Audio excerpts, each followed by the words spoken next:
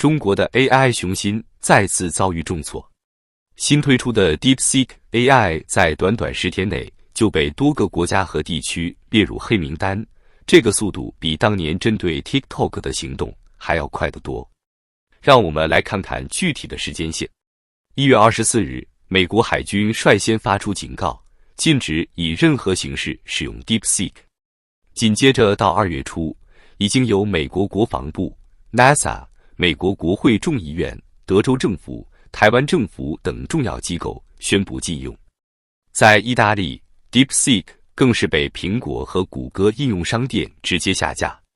除此之外，英国、法国、德国、荷兰、爱尔兰、澳洲、日本、韩国及印度等国家也都在加紧审查 DeepSeek 带来的风险。这种全球性的警惕和排斥背后有着充分的数据支持。根据美国人工智能安全与合规公司 Encrypt AI 的研究显示，与 OpenAI 的模型相比， DeepSeek 生成有害内容的可能性高出11倍。更令人担忧的是， DeepSeek 被发现可以绕过安全协议，生成各类危险内容。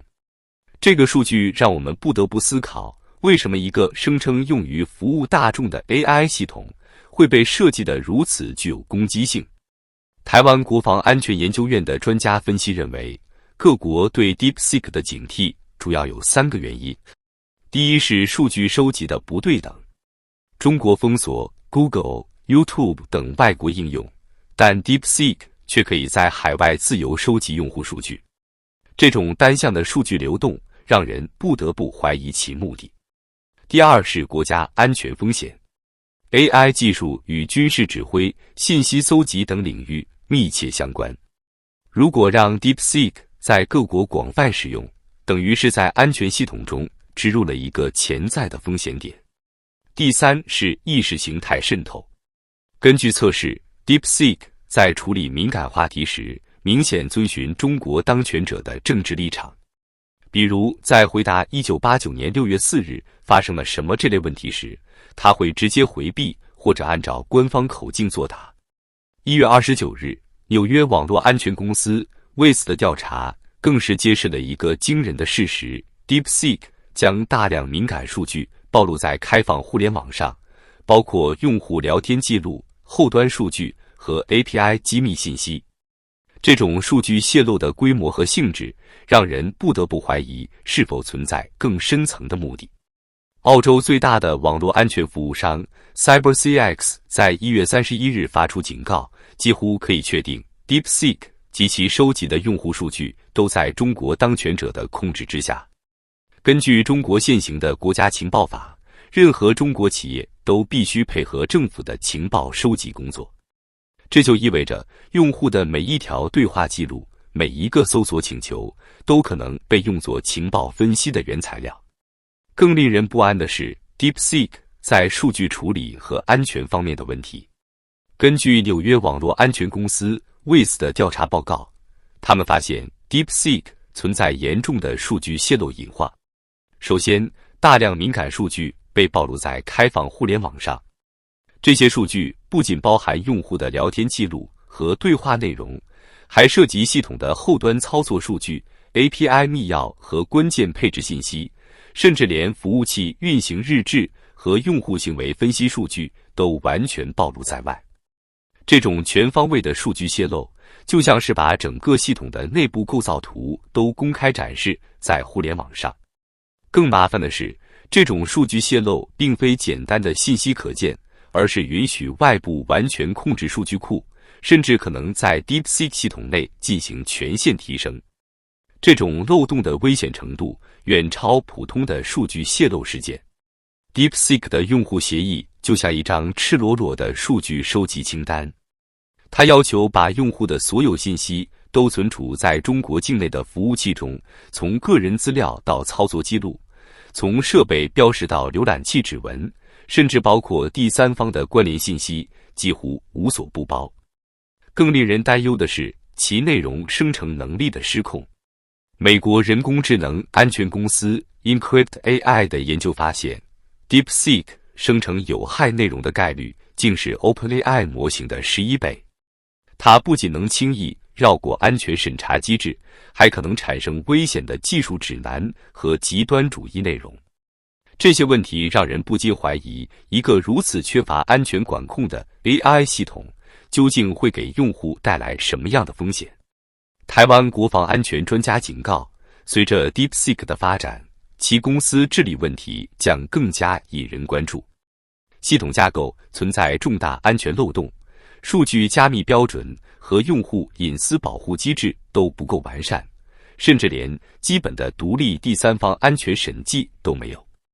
这种种问题让特殊区域和身份的用户面临更大的信息安全风险。澳大利亚最大的网络安全服务商 CyberCX 的最新报告更是直指问题核心 DeepSeek 收集的用户数据缺乏安全保障。这些数据不仅可以用来构建用户画像、分析行为模式，更可能被用于收集商业技术情报和大规模数据挖掘。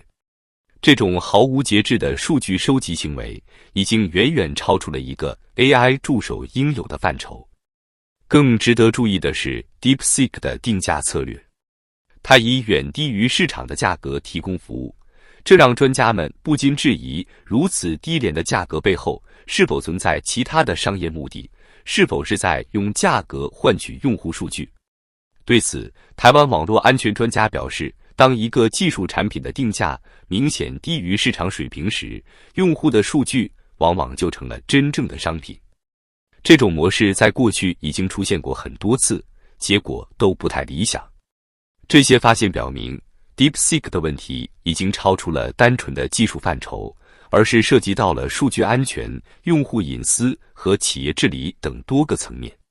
在这样的背景下，各国对其采取审慎态度似乎是合理的选择。